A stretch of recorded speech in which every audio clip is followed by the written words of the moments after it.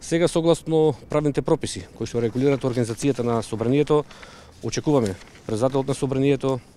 да ја достави согласно деловникот до сите пратеници, а потоа ние, како што наведуваме во самиот поднесок, согласни сме било кој пратеник или било која пратеничка група да ја процесира оваа наша иницијатива. Инаку, околу причините, сакам да истакнам дека за Македонија тоа се суштествени, но генерално гледано и пошироко сметаме дека НАТО е една фашистичка организација која што ја гледаме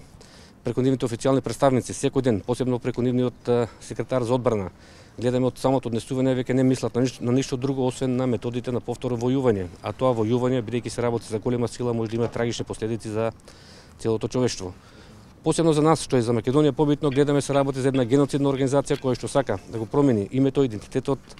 и целосно да не обезличи како Македонија и како македонци. Затоа ние сметаме дека нема потреба од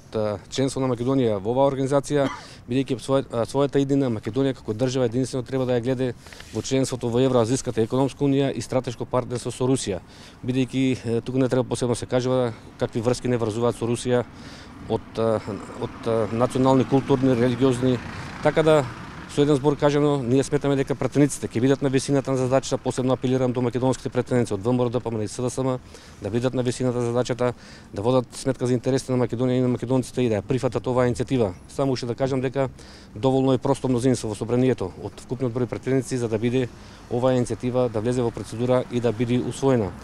И на крај сакам посебно да апелирам до председателот Талат Џафери да не мисли да го повтори она што го направи со нашиот закон за амнестија, кога заради негова лична суета и нервоза, бидејќи како што може да видите и во оваа иницијатива, доле имаме една фуснота во која кажуваме дека Талат Џафери не го признаваме за председател на собранието, се до уставна оценка на неговиот избор од страна на Уставниот суд на Македонија. Така да го предупредуваме да не постапи исто како што нашата иницијатива за предлог закон за амнестија на бранителите, кога поред негова лична суета не сакаше да ја прими нашата иницијатива, на 3 пати ни ја враќаше само поради таа фуснота заради негова лична реакција. А согласно прописите во собранието, личната нервоза и суетата на било кој функционер не е причина да не се почитува деловникот и уставот. Од тука, значи, ќе повторам, сметаме дека собранието, посебно македонските пратеници од ВМРО, ДПМН и СДСМ ќе бидат на висина за задачата и мислат добро на Македонија и со оваа иницијатива, доколку се усвои, не е претена ако кажам дека го обезбедуваме опстанокот на Македонија и македонците. НАТО сака да искористи македонскиот народ како топовско месо во светската војна. Затоа и според справките на Пентагон, по светската војна тие замислува да останат само 4% од жителите од населението на земјата. Така што со еден збор САД се спремни да војуват со Русија до последниот европеец и со Кина до последниот азиатец.